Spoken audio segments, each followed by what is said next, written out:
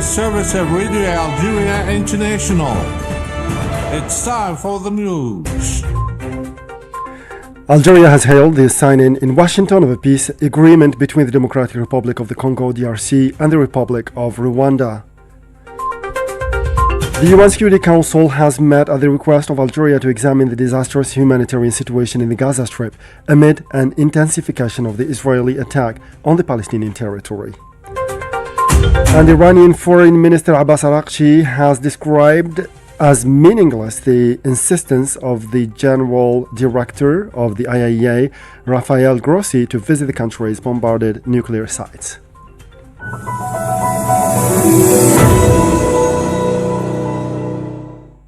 Those were the headlines, and now the news in detail from Radio Algeria International. First in our news, Algeria has hailed the signing in Washington of a peace agreement between the Democratic Republic of the Congo (DRC) and the Republic of Rwanda.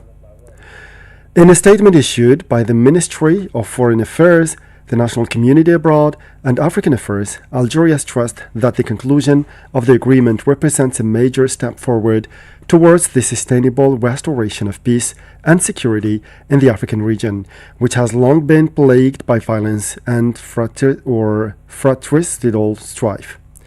It added that beyond the region, the agreement restores diplomacy to its primary purpose of peaceful dispute resolution and paves the way for other methods of tension, or hotbeds of tension, crises, and conflict in Africa to achieve the same peaceful negotiated outcome. Algeria expressed its full support for the effective implementation of this agreement and hopes to see this positive momentum extend to other unstable regions in Africa, with a view to promoting the emergence of a stable and secure continent whose enormous potential will be focused exclusively on the objectives of development and prosperity.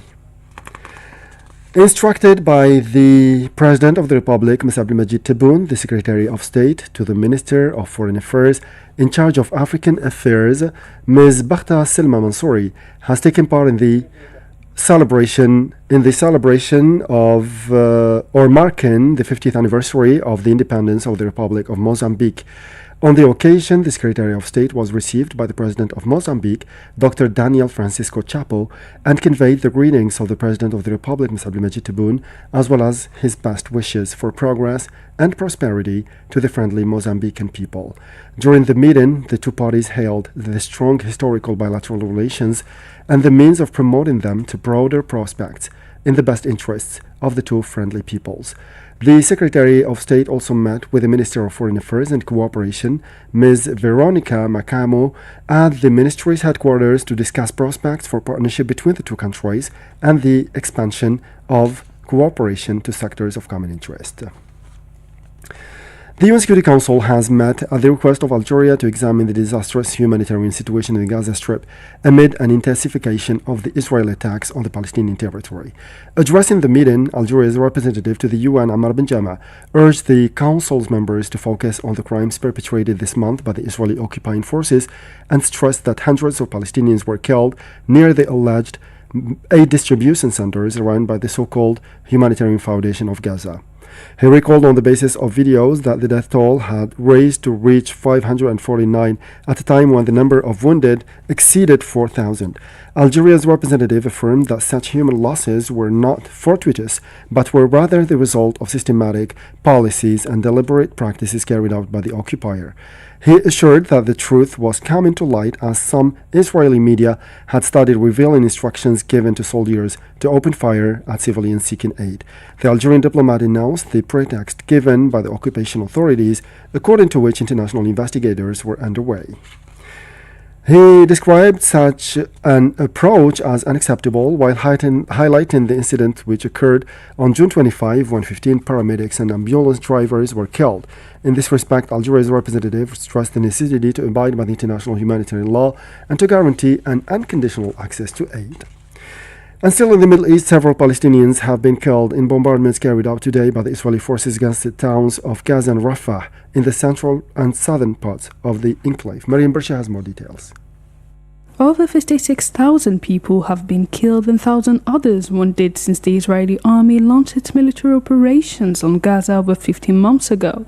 In this connection, the head of the Palestinian National Council, ethe, stated that the Israeli occupying forces were pursuing their scorched earth policy and their ethnic cleansing against the besieged people by targeting several times UN-run shelters in the Gaza Strip. He was quoted today by the news agency ethe as saying that the massacres perpetrated by the Israeli army are targeting tents and schools sheltering displaced in Gaza reveals the violence perpetrated against the Palestinians.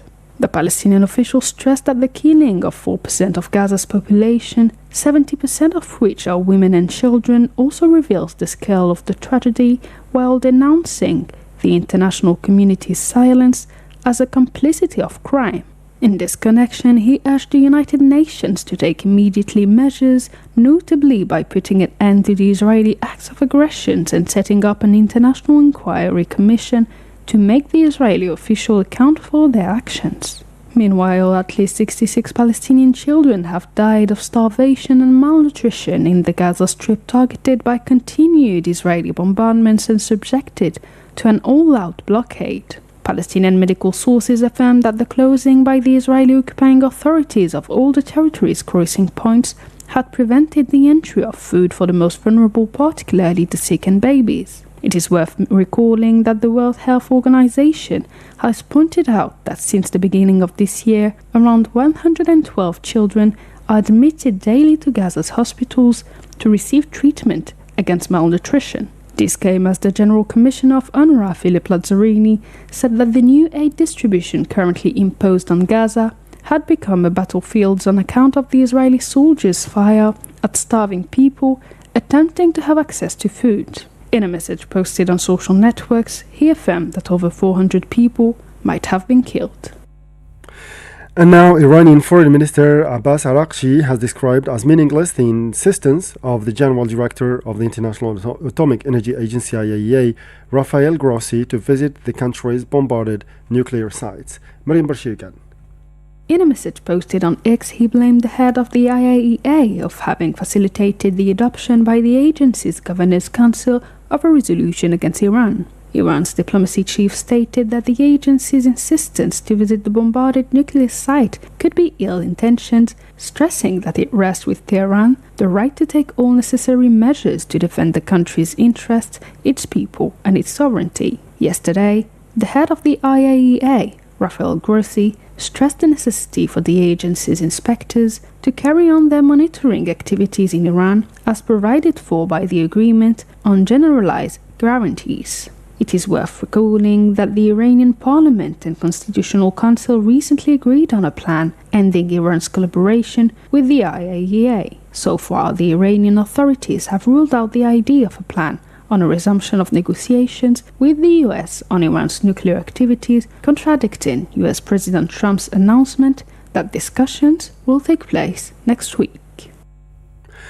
The United Nations Special Rapporteur on the situation of human rights defenders, Mary Lawlor, has expressed concerns at the violence perpetrated by the Moroccan police against Sahrawi human rights defenders Sidi Mohammed Dadah and Mustafa Dah, stressing the imperative for the Moroccan authorities to put an end to the repression of human rights defenders in Western Sahara. Miriam Bashir develops.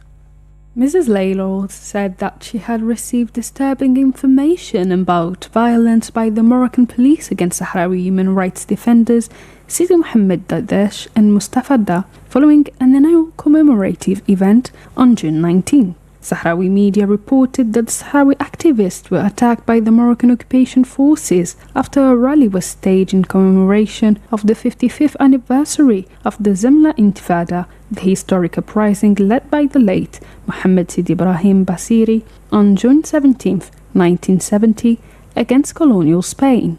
According to these media outlets, Moroccan forces, both wearing uniforms and plainclothes, violently beat participants at the rally, including the president of the Sahrawi Committee for the Right to Self-Determination, Dadah Mohammed, and a member of the Sahrawi Initiative Against Moroccan Occupation, Mustafa Dah, as well as a well-known human rights defender in occupied Western Sahara, Brahim Farik. Let's recall that last April, the UN Special Rapporteur on the situation of human rights defenders and other UN experts expressed concern at the campaign of repression carried out in recent months by the Moroccan authorities against human rights defenders, journalists, and spokespersons for the protest movement in occupied Western Sahara in retaliation for their support for the self-determination of the Sahrawi people. And the aThe group at the United Nations Security Council has welcomed the signing of the peace agreement aimed at ending the conflict in eastern DRC, urging all parties to honor their commitments and continue to move forward on the path of lasting peace and security. In his address to the members of the Security Council meeting on the situation in DRC, Sierra Leone's representative stated that the aThe group, made up of Algeria, Sierra Leone, Somalia, and Guyana, hopes that the peace agreement signed between the DRC and Rwanda and Washington will give new impetus to peace efforts aimed at ensuring peace and stability in the region. And the aThe group at the United Nations Security Council has also reaffirmed its commitment to restoring peace in Sudan after Sudanese leadership and ownership, stressing that any form of foreign interference only aggravates and prolongs this conflict. Speaking at the UN Security Council meeting on the situation in Sudan, Guyana's permanent representative of the United Nations indicated that the Security Council or the security, economic, humanitarian, political situation in Sudan continues to deteriorate due to the ongoing conflict, which has spread to several regions, while the Sudanese people are paying a heavy price and suffering serious violations. With this last piece of news, we come to the end of this news bulletin. Time now for our weekly programs. We'll leave you with that, and we meet you again tomorrow for a fresh edition of our news bulletin. Until then, stay tuned, and bye-bye for now. Our Talk, a weekly program with guests activating in different fields. Hello, dear listeners, and welcome on the waves of Radio Algeria International. The AFBAN is a network that connects individual investors, also known as business angels, our angel group,